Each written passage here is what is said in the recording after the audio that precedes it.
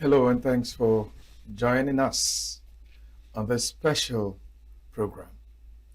I'm Vin Ojielo Ilo, and today my guest is an international civil servant. He is a Nigerian, but he has served in many capacities. My guest is the UN Resident Coordinator and representative of the Secretary General of the United Nations to Rwanda. He is Professor Ozonnia Ojielo. Your Excellency, glad to have you. Thank you. Real pleasure. Thank you, my brother Vin Martin. Every day we hear about the potentials of Africa. Every day history tells us that life started in Africa. But a lot of Africans are worried that Africa has not been able, to live out these potentials. You've served in Africa, you're still serving in Africa. What do you think are the reasons why Africa is still lagging behind in terms of development? Thank you, Vin Martin. How many hours do you have for this question? Because this is a multi-barreled big sword that you've put on the table. There are many issues, endogenous, exogenous. And I think it's important for our viewers to recognize that when we talk about African potential, it is in this current millennium. Africa has had a great history. Africa has prospered and changed the world. The wealth of Europe, the wealth of North America is from Africa. It's the slave trade, it's the sugarcane plantations, the West Indies, is the cotton plantations. It's all from African labor. So let no African be deceived that we are the basket child, that we are the problem child of the world. We have fed the world and transformed the world. The discourse about African potential is about the current century. Is it the African century? And there are many questions. A lot of our academics refuse to accept that there's a legacy from colonialism. There is. It follows us into the present era.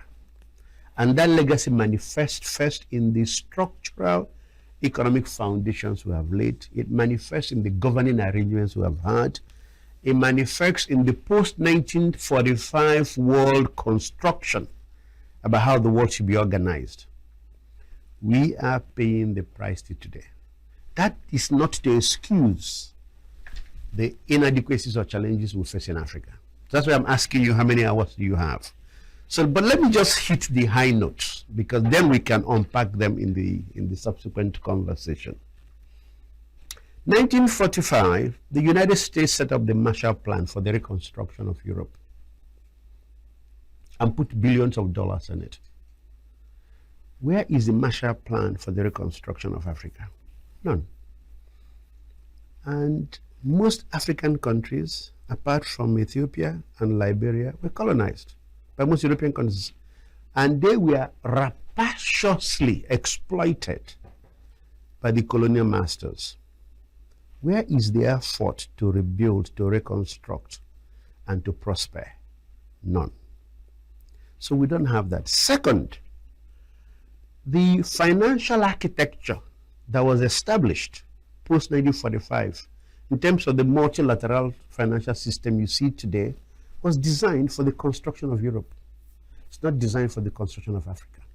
So many Africans now recognize that the global financial architecture is designed to perpetuate the poverty of Africa. If there was going to be a Marshall Plan Yeah. for Africa, whose responsibility will it be? It is the responsibility of the metropoles, the countries that were responsible for colonization. Yeah, absolutely. It is their responsibility. Give me any African country you want, and let's unpack the nature of the metropole and colony relationship. It was very extractive based. So that's a big issue. So clearly the international financial architecture skewed against us. The consequence of that relationship is that the cost of debt in Africa is very high, it's very expensive. Take any African country you want. Find a comparative African country in Asia. Cost of borrowing for the country in Asia is much less than the cost of Africa. And the question is, what are the risks? We have the same risks. So if they pay 3% per dollar, Africa is paying 25%. If you borrow at that, you cannot have a viable business investment you can do in Africa. Do you know that as we speak right now, the debt to GDP ratio of most African countries is not less than 65%. Most of them in the 70s. What it means is that 70% of every dollar you earn is going to debt servicing. So you have $30 or less recurrent expenditure, capital expenditure. At a moment, there are significant needs for infrastructure, for energy, for food security, for socio-economic transformation, entrepreneurship. How can a continent develop? It's cyclical. So the big issues. The third is the nature of trade. You know, some people laud some economists when they talk about comparative advantage. You know the theory of comparative advantage. For more than 100 years, it was the major logic that defined international economic relations. What does comparative advantage mean? The thing you produce more of it, and then the thing I do well, I do more of it. You know what it means for Africa? Primary production. Raw materials. Thank you. Produce the raw materials, we will add value, and we will send them to you at more expensive. We have comparative advantage. That's not a comparative advantage. The comparative advantage is in the value addition. So Africans have become wiser, but we have paid a price for more than 100 years. So there's a lot of exogenous factors about the why. We can't ignore them. And the truth, when Africans raise these questions, you will think that those outside who are our friends will agree. They don't agree. Right now, there's a big debate on a UN convention on taxation. Because many countries, they do business in Africa, but they go and have a headquarter location outside Africa. And they say, we're not in your country, you can't tax us. Who is opposing that discussion on taxation? All the big countries you think are our friends are opposing it. There's a big debate at the Conference of Parties on Climate Change on who should pay for loss and damage and mitigation. Africa contributes less than 0.3%, less than 3% of greenhouse warming. The countries that contribute the most don't want to pay for the consequences of their actions in Africa. They are opposed to the idea of paying for a fund for loss and damage that we suffer for remediation. So lots of exogenous factors. Yet, that does not excuse what we are not doing well. Because that's where I am coming to. Yes. What can Africa do inside Africa to run away from what I could call existential challenges, where the exploitation has not ended? Yeah. The exploiter still wants to exploit more. Correct. And I'm thinking of an Africa where there's inter-African trade, inter-African economics, inter-African relationships, where instead of depending on the West for even manufactured products, that Africa starts looking inward. Is that is it one of the things we can do, to free ourselves from this century-long enslavement? The problem is that in the current times, it's not possible to isolate ourselves from the rest of the world, because global economies are interdependent, relationships are interdependent, so we can't ignore others. No, I'm just looking at a situation where Nigeria, for instance, Ghana, for instance, buys more of these products from Africa. I hear you. I'm just laying the context. Buys more from Egypt. I hear buys you. more from some of the African countries that are, I hear higher in terms of development. I agree. Just laying the context that if you look at the size of African economies, our economies are pretty small. So even for the transformation you seek, take the technology you need to even produce at scale. You can hardly find the technology in Africa. So the point I'm making is that that should be our principal focus. And then we engage with the rest of the world on the basis of their ability to contribute to this new focus. That's the point the foundation I'm trying to lay. Intra-African trade is at 18%. Come on. 18%. Some regions is worse. Central Africa region, barely any trade, barely any inter-country transport connectivity, relationships, academia, students, the kinds of things that lead to sharing of ideas for mutual transformation, missing. So the African Continental Free Trade Area, that's the logic.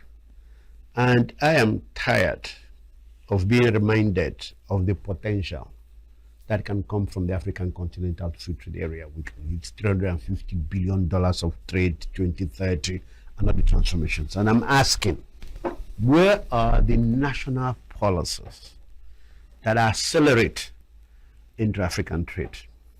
There's some progress. Afreximbank has begun the Pan-African payment systems, because the big issue is you have your Naira and somebody has CFA, the French Central African francs in Cameroon.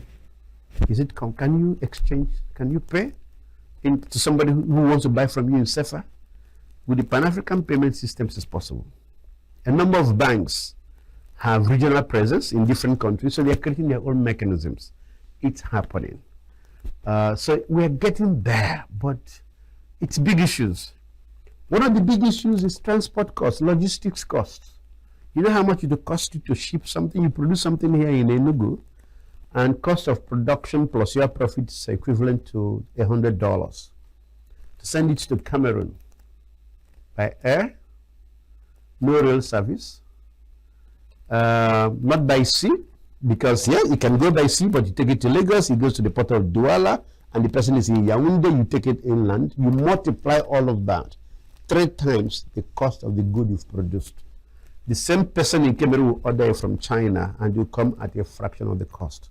So there are structural issues that our leadership need to pay attention to.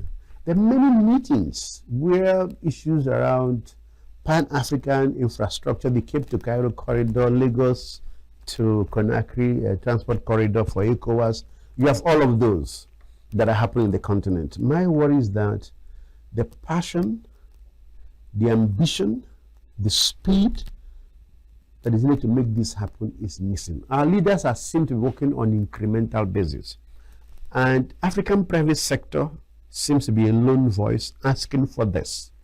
But the cost of credit, even in Africa, for a private sector institution that says we want to take responsibility for building the road infrastructure from Enugu to Yaoundé, they can't finance it. The cost is just too heavy. So there are many structural issues. So unfortunately, the speed we want to see for that transformation to happen. Last point I want to make. Who's going to finance all of this for you?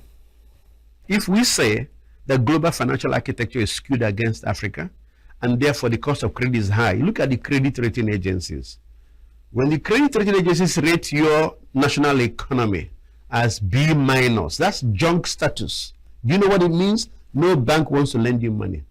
And those foundations are challengeable. We don't agree with their rating schemes. So there's a talk of an African rating agency. It's not about an African rating agency. It's about the quality of your economic governance, the quality of your political governance. When you govern yourselves well and you create stability, you create certainty in your economy, certainty in your policies, that private investors can do business one with other, and when they disagree, you have an efficient, effective, and timely judicial system to redress the difference. People will come to invest. But right now, anybody who wants to invest goes on Bloomberg and checks your credit rating, junk status, they don't want to come. So it's almost like the global financial architecture is designed not deliberately, but the implication is designed against Africa. So financing all of that is a big issue for private sector, to leverage the financing to make it happen. Unfortunately, in your last, and the last things you said now, one thing became very, very clear that there is a leadership challenge in Africa. There is a leadership problem. The kind of passion, the kind of focus that is needed for some of these things to happen, we don't find it in the leadership we have across Africa. And the question will be, how do we get it right in terms of leadership? And let me take you back a little bit. I believe that pre-independence, for a lot of African countries, you had common peoples. People forgot that they had tribes in their countries. They forgot that there was religious differences, and they fought as one body, nationalistic, patriotic. But I think that one of the biggest challenges of leadership in Africa is the internal divisions in Africa: tribe, race, religion, culture. Is that a place to start in trying to fix the challenge of leadership? There are many places to start, and you've highlighted a few of them. It was easy in the anti-colonial struggle because the enemy was clear. Yeah. The enemy was the colonial master. Now today, take any country in Africa and the question is, who is the enemy? Very often the enemy for them is the political opposition. And when you talk about underdevelopment, it's intangible. So when you say to them, no. Your enemy is underdevelopment, they're like, what do you mean? We are a government. We are committed, we are passionate, we want to develop our country. How can underdevelopment be the enemy? When you say to them that actually those are metropoles that you've constructed a history with, and many of you went there to study, and you have fond memories of time spent in those countries, that actually you don't have the same vision as your metropole. They don't understand it. They've built great relationships. Some of them married women from there.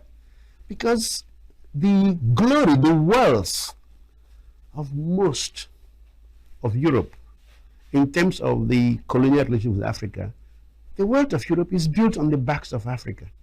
So for Europe to continue to prosper and offer the same standard and quality of life for their citizens, they want a relationship that seems to continue what existed. But what Africans are saying is, you can actually have good quality of life, and we can too, but we need to change the paradigm of the relationship. African prosperity is not at the expense of Europe. It's about shared prosperity. So what is it that Africa needs to do together with Europe for shared prosperity? I keep happening on Europe because, our relationship with Europe started in the 14th century. The Oba of Benin sent an ambassador to Portugal, well before slave trade started. Mansa Musa of Mali Empire traveled across the world and went and paid a pilgrimage in Saudi Arabia. He was the richest man in history on earth. And when he traveled, the price of gold collapsed across multiple continents for his travel. The closest relationship Africa has had with Europe, centuries old. Africa needs a new understanding, a new consensus with Europe, that African development is not at the expense of Europe. But this has to be driven by the leaders of Africa. Obviously, it has to be driven by the leaders. Now, the challenge is that, are the European leaders sharing the same vision? I doubt it. Because look at the politics of many European countries today. Many of those think that you need to send away the migrants, the non-people who haven't come from those countries, and even some of them who hold their national passports are not suitable to be in that region. And yet Europe is suffering a demographic crisis. A crisis where the average, because of the quality of life, longevity is high. So Europe needs the workforce to continue to make the economy productive and pay the taxes. And most of that workforce will come from Africa. So we're actually speaking two different languages. We're speaking past each other. There isn't consensus at Eden on what the future represents for both Africa and Europe. They work backwards. So what you see is a relationship that there's some tokenism. So we'll give you some grants for some projects, but the fundamentals haven't changed. If the fundamentals have changed, Europe cannot be seen to be opposing African common positions at the international platform on taxation, on loss and damage, on mitigation from climate change, on many of the things that Africa wants to happen. Europe would have a better framework for easy entry of passage and return for Africans, but African migrants, African students. It hasn't happened yet. And the nature of the politics of many of the countries in Europe will make it difficult to happen, because they win elections on the basis of stigmatizing the other, and many of the other look very much like an African. Excellency, a lot of people are saying that this blame game of what hasn't Europe done, or what hasn't the West, when you include the Americas, what they haven't done, should not just be our concern. That our concern should also be, what have we done internally? And they've taken it down to individual countries. Let's use Nigeria as a yardstick. Potentials, or full of potentials, or whatever potentials. And you see the country still struggling. There's insecurity. Power is absent. Power in terms of power, energy. You know, you don't even have access to water. You don't have access to health. Education is struggling, and all that. And corruption is making it possible for most of African wealth to be taken away by the political leaders. Instead of talking about what the other people have not done internationally, is it possible? Because I remember the peer mechanism and African peer review mechanism, and all that. Is it possible for Africa to look inwards? For instance, a country like Nigeria that had a zero debt in 2007, after Obasanjo left, and is back in a lot of debt. Why can't we start from home to address our individual problems? There's a validity to that sentiment, and that validity just recognizes that you got to start from somewhere. So why don't you start internal? First, in terms of how you construe your leadership and your delivery of service to your people, and on the basis of what you do, you begin the argument and the negotiation with the external parties, because that argument and negotiation, you have no choice. If you are spending 70 to 80% of your revenue every year on debt, there's actually very little you can do, because the rest is only on recurrent expenditure. So all the big ideas you have, you can't. So part of that conversation should be some kind of debt moratorium, debt swaps, debt conversion, debt delays, at the same time as you are showing that even for the 20% you have, this is how you're going to use them. So for many Africans, the frustration is that 20% is actually used in the many of the areas you mentioned and not in the key sectors of the economy. We spent a lot of our money on importing consumables, not on the production. And because we don't spend on the production, there's no value addition.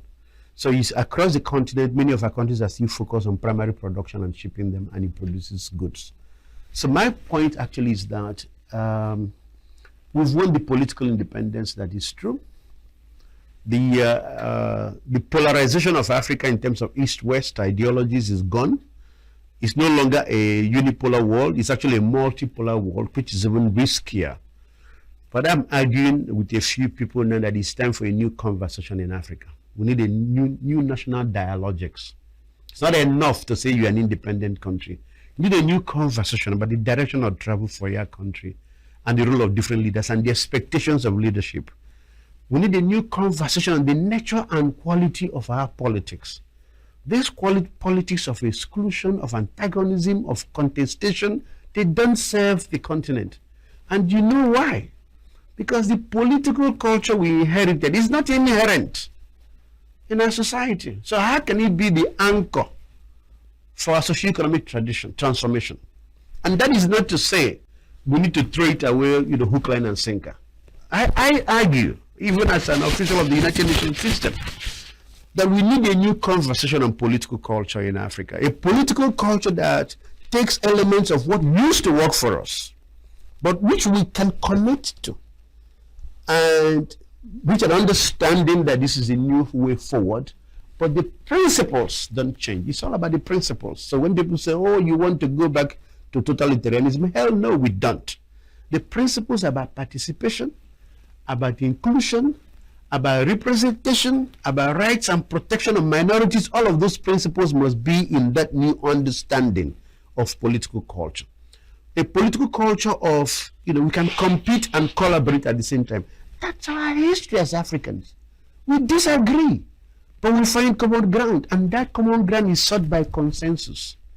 If we can do that, then you may have a more legitimate process to hold our leadership to account. When you question leadership in many parts of Africa, you are viewed as part of the political opposition. So that conversion needs to start from somewhere, because that culture was good. It worked well for Europe. But it's hundreds of years of European history. Their lived socio-economic experience. You can't transpose something from a system and a culture to another place where it's not adaptable. The lessons of African development today is that we need to reinterrogate our political culture and find a culture that includes everyone, consensus seeking. In where I work in Rwanda, they call it constitutional democracy. Every party that is in parliament is represented in government. They have ministries. So they agree on what the national consensus is. Some people may disagree with Rwanda. Some may disagree with their leadership. That's not the point. The point is, does the culture work for Rwanda? If it works, find your own culture, make yours work for you. Stop worrying about Rwanda. What works for us in Nigeria? So, can I say that you're punching some holes in democracy as a one-size-fits-all? That's the problem. There should be a kind of rejigging of the systems, the political systems that African countries should adapt, instead of democracy the way it was imported from Europe and the West into Africa. Is it a way to go for a country like Nigeria to say, okay, like you use the word to interrogate, to say, we've been on this democracy for this long. Can we have our own system that takes care of our culture, our history, our religion, our way of life, and all that? The truth is that, just like you said, Rwanda is doing something like that, trying to find their own peculiar path or pathway. Is it not something countries like Nigeria, countries like Ghana, Cameroon, The truth is that most African countries, the nature of democracy is actually different.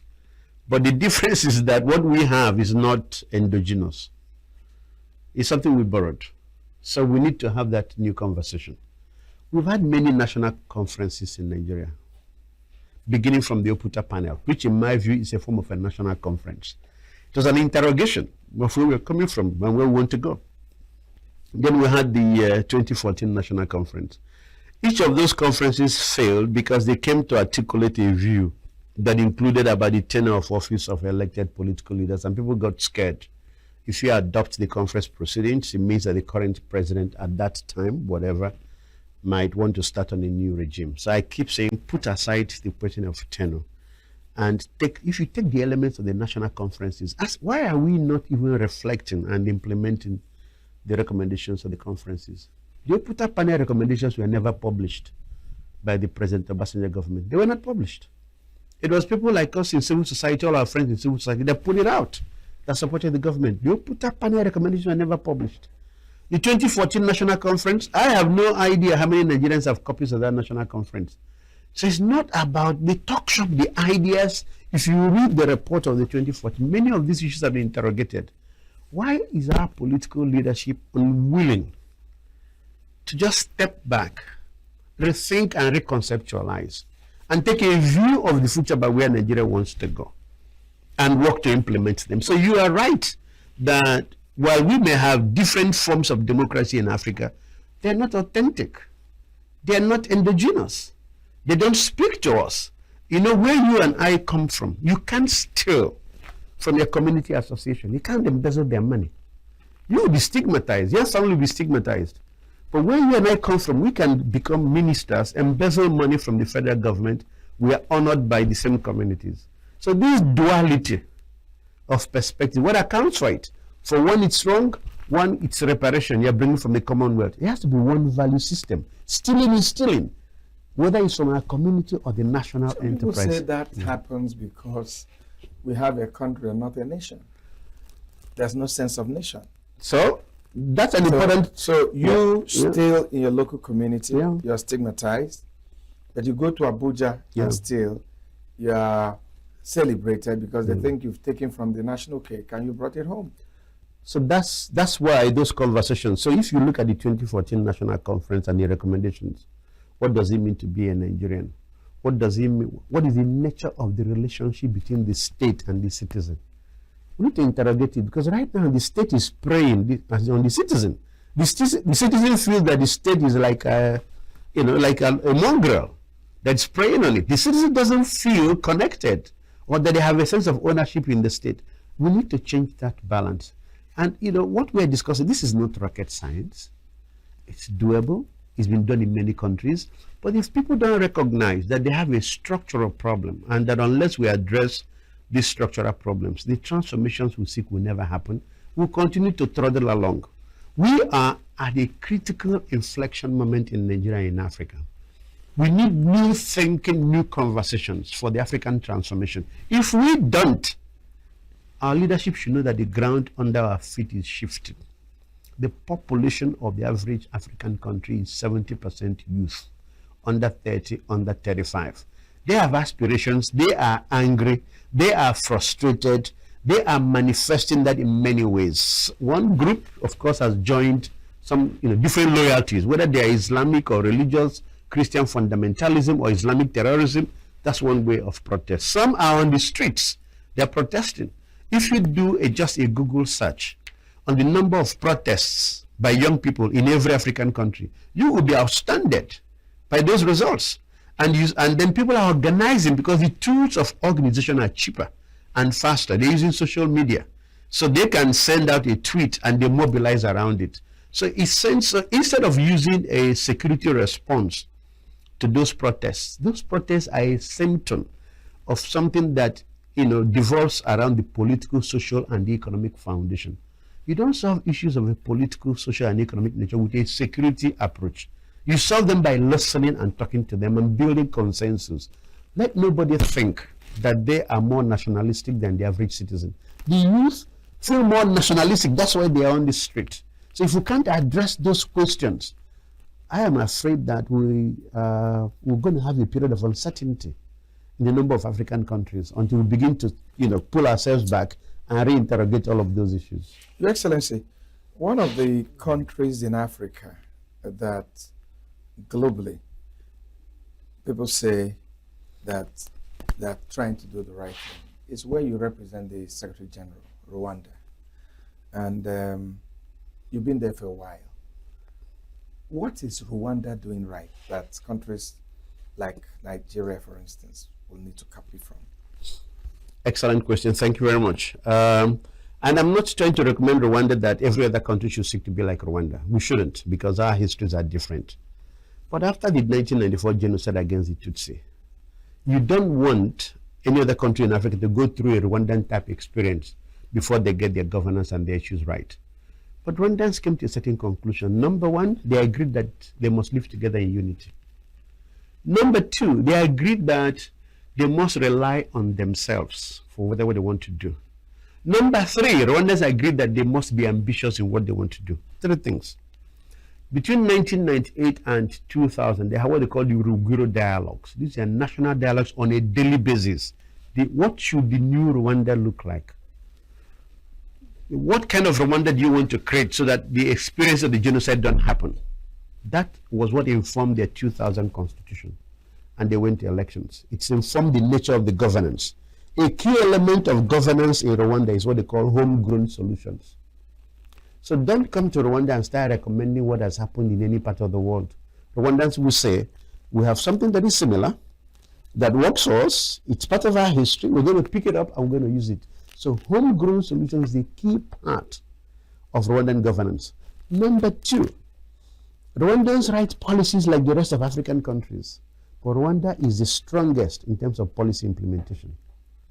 Mention any subject you want, my dear brother. and we check online, you find that majority of the African countries have excellent policies on that particular subject. Then Google on the quality and type of implementation. That's where we're struggling. So we write good documents. So we think that writing documents is the result. It's the implementation. So where Rwanda is different, is trying to work on implementation. The number 3 is the leadership. A leadership that looks far into the future. I'll give you just one example.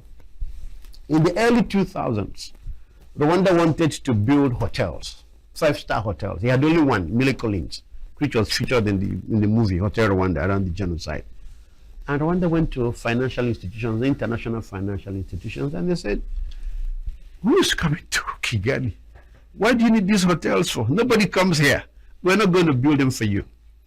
Rwanda set up a national sovereign wealth fund. And people were contributing money to the wealth fund. They built those hotels. Today, Rwanda ranks with Nairobi and may even outrank Nairobi as the #1 conference capital of East Africa. But this was in the early 2000s. They looked far into the future.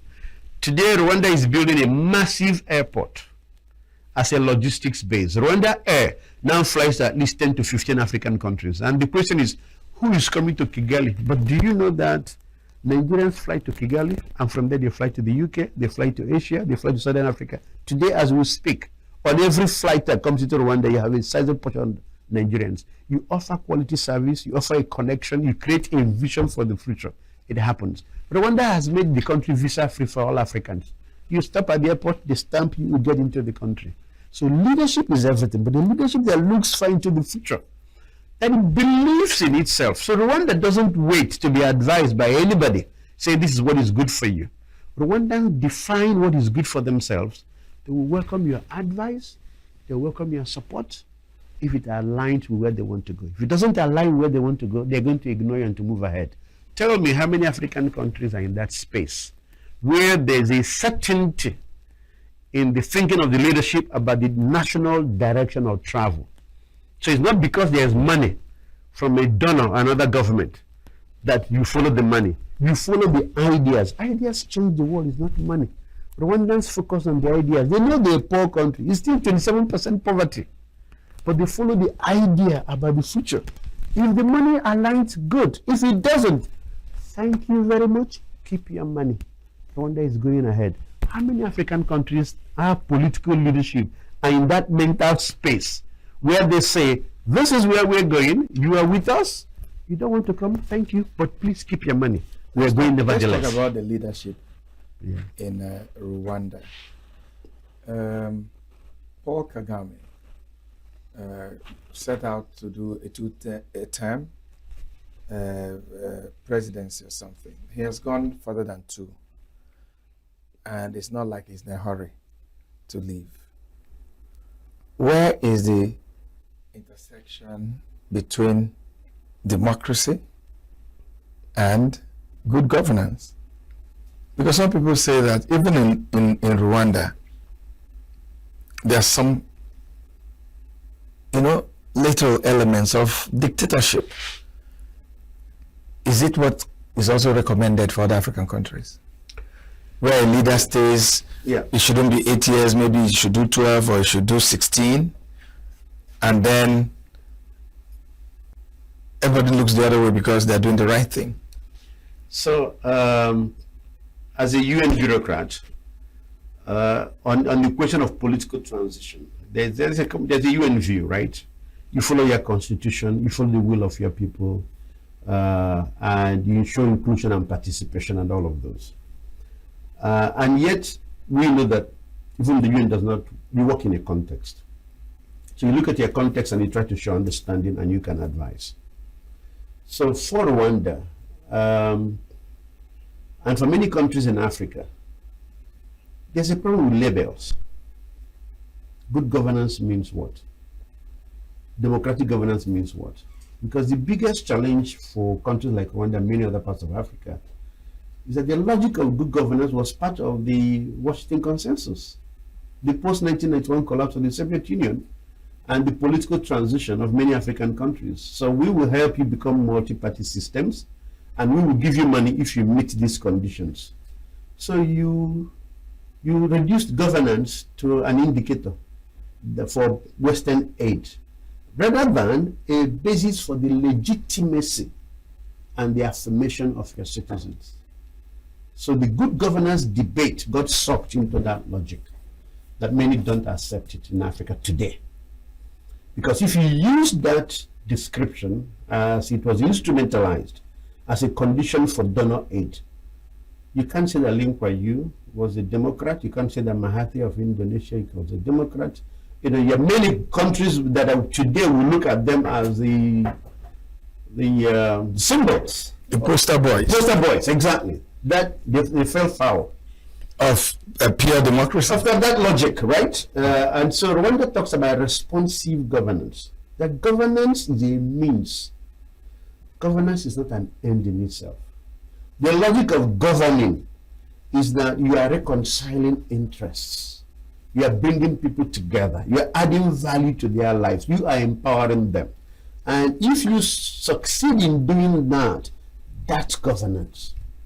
We'll take a break, Your Excellency. And when we return, we'll focus on the United Nations. Is United Nations losing its relevance in global affairs? Don't go away.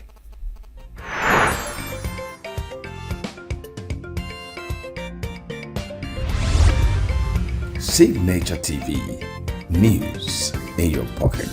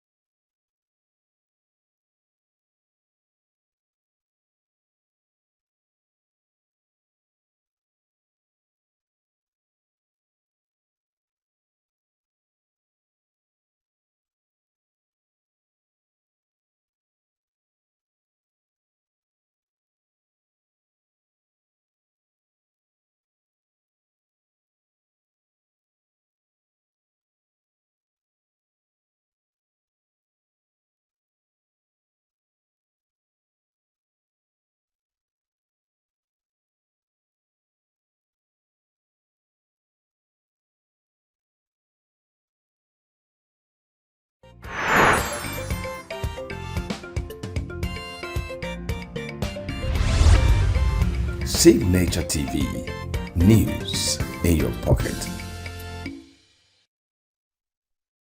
If you're just joining us, you're watching Signature TV, and this is a special interview program, and our great pleasure to be hosting Professor Ozonnia Ojielo, who is the UN Resident Coordinator and representative of the Secretary General of the United Nations in Rwanda. Yes, Your Excellency, let's talk about the United Nations. The whole idea about the United Nations was to make the world a safer place, to make it possible for countries and human beings to live peacefully with one another, something that became very important immediately after the Second World War. But anyone who goes back to why the United Nations came in the first place and looks at what is happening today in the world, where the might has become right again, where concession and agreement is no longer important in decisions made by individual countries, where the United Nations condemning or not affirming an action means next to nothing. People will say, after more than 50 years, was it really worth it for the world to put so much energy in the United Nations? You work for United Nations. Do you think, like the rest of us think, that the United Nations is losing its relevance? Actually, I think you're actually in the minority. So it's not the rest of you thinking that it's like you're part of and you're asking the question not because you believe in it, but as a very seasoned journalist, it's important for you to pose that question. It's been 80 years since the Second World War. We haven't had a Third World War. Because it's difficult to act for what didn't happen, even when you are so close. Even the context that led to the Second World War have manifested themselves in many parts of the world. You haven't had a Third World War. That already demonstrates the power and the logic of the United Nations system. We are at a critical inflection moment in our world history, and that is true. And that's the essence of your statement. At this critical inflection moment, is the UN fit for purpose for the world of today and tomorrow? And the answer would be that the UN also is reinventing itself. Because the UN in 1945, the world of 1945 is not the world of 2025. It's a totally different world. And so while the UN has served well, the nuclear test ban treaties, we haven't had any nuclear attack on any member state. All the international instruments on human rights, on development, on the rights of women, on climate. Look at the amazing changes that have happened. Issues around health, on polio, you name it. There's a host of things that you can mention that under the auspices of the UN, they've led to better quality of life, better economies, fairer societies, more inclusive societies, protection of human rights. That's what it's led us to. But in this critical inflection moment where many in the world, it's not a duopoly. We had the East and the West.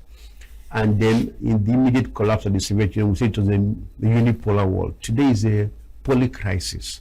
It's a multipolar world. So you have different centers of power and activity, and organizing them becomes even more difficult. So the UN is in that search for a reinvention.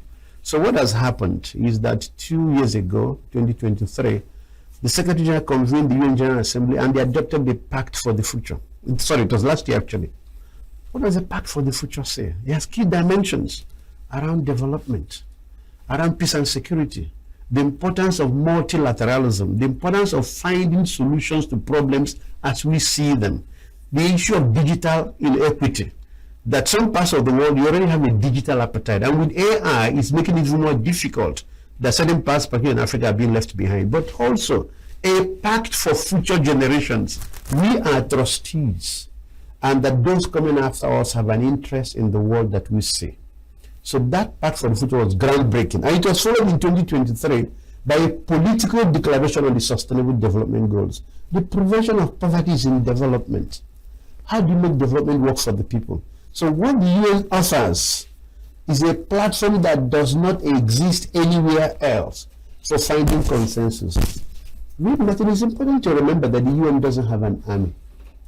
The UN is a moral authority. It's a moral voice. If you look at all the conflict issues in the world today, the Secretary General has been very clear. He stands on the Charter of the United Nations. The purpose is to prevent the scourge of war as happened in the Second World War. And that the declaration talks about we the peoples. It didn't say we the governments. It said we the peoples. The United Nations for the people of the world. But who will make it happen?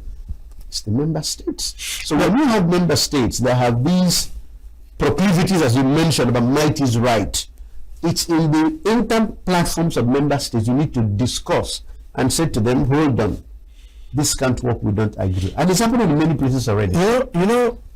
You have a point in what you have said, but some academics and watchers of the United Nations says that the United Nations may have also contributed in the weakening of that body because of corruption, because of indictment of officials of the United Nations in ways that they shouldn't have conducted themselves or conducted the business of the United Nations, which has given, I don't know whether to say the reasons make sense or don't make sense, given people like Donald Trump, the President of the United States, reason to say, oh no, we can't be paying all the money we're paying because there's no accountability and all that.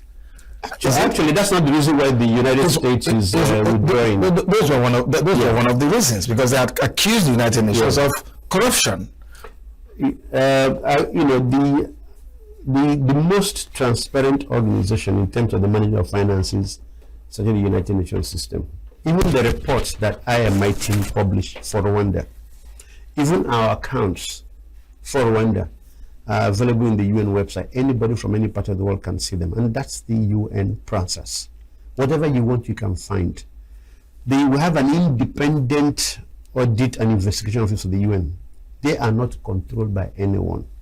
They can look into any UN, and they do regular audits of UN organizations and programs, and they publish them. They are available worldwide. So it's very nice when people talk about corruption and indicting UN officials. It's very. There may be one or two agencies where some of the leadership may have been indicted, but follow the news. You will see that the full process of accountability and law was thrown at those people. The Secretary General will be the first to withdraw anybody's immunity if they are found by a proper investigation to have been culpable in any malfeasance or corrupt process. Even the allegations made against certain units like UNWA, it turned out that a lot of it was not correct. But some of it was correct. Actually, we can get into the weeds, but you can't use one. When you say you allege that some have links to somewhere or there's overpricing, and then you tar the entire organization of more than 60 agencies. And remember, the UN has pillars. You have the peace and security pillar of the UN. You have the development pillar. The development pillar has more than 40 UN agencies at the development pillar. Then you have the humanitarian pillar. Then you have the human rights pillar of the United Nations system. All of these parts come together to form what we call the United Nations system. And so the excuse that are given by member states is not because of what they claim in the public domain. The UN is the only moral sanction, maybe together with the Pope, the Catholic Church, Catholic Pontiff, on the behavior and conduct of member states. When you are part of a political tradition in your country and you come with a political view about your role in the world and how you want to bend international organization to your worldview, you've got to find an excuse to delegitimize the international organization so that your worldview can triumph. The kind of worldviews we hear today is a worldview that takes us back to the early 19th century of concert of powers, of might is right. That if you're a country, you're powerful, you can grab any part of the world and defend it, and that's yours. That's more than 150 years ago or more. That's not the world of today. So what does the UN do? The UN has to keep standing up as a moral voice, but it doesn't have an army to enforce that. It relies on the member states to stand up and say to each other, in the principle of peer accountability, to say, hell no. That's not the UN we formed in 1945. We formed the UN to prevent humanity from another war. So when you say that it's no longer the right institution, give us an alternative. What is the alternative? That anybody can have confidence in and work in. That is not to say there are not internal challenges in the UN system. I will be the first to say that. Coming from Nigeria and from the global south, some of us argue that the UN was suitable for Europe for 1945. And that the UN needs to be more suitable to the global south of 2025, the needs of the global south, and to champion it this more. And I will say this for our current Secretary General. Take any platform. The whole logic of, you take the lessons of COVID, for example, on vaccine appetite against the rest of the UN. Take the issue of credit rating. How African countries, when you want to borrow money from international financial institutions, you borrow way, way, way above than other countries in other parts of the world. Mr. Guterres has been in the forefront of championing all of that. The challenge So many of our leaders in Africa are not speaking as much with as much conviction and power. And Mr. Guterres and saying, no, we will not accept. Coming together as Africans, so we don't accept. On climate issues, he's been very strong. He just came out of TICAD, the Tokyo 19 International Conference on Development. Very strong views on issues of Africa. We were with him 2 weeks ago in Awaza, Turkmenistan, on landlocked developing countries. The special needs of countries that are landlocked in parts of the world. Issues around logistics, transportation, digital access, energy. These are big issues.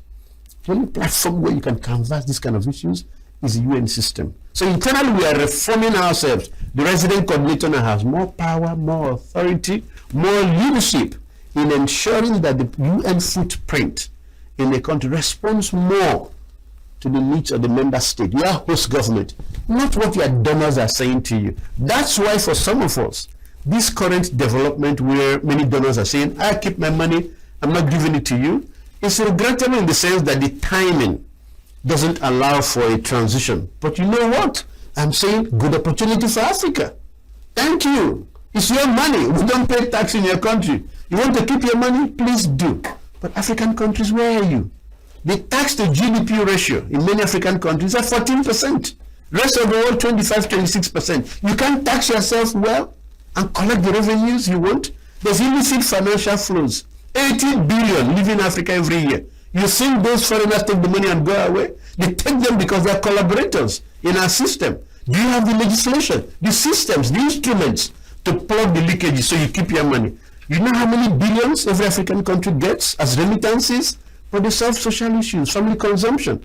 Can you transform your remittances into investment products? You have social insurance funds, you have financial insurance funds, you have your pension funds. Where are the pension funds of African countries? Paying equities in Europe. You put your money in a European country to give you money, but you need money for development, and you want someone to give you their own money to develop your countries. Come on, Africa, wake up.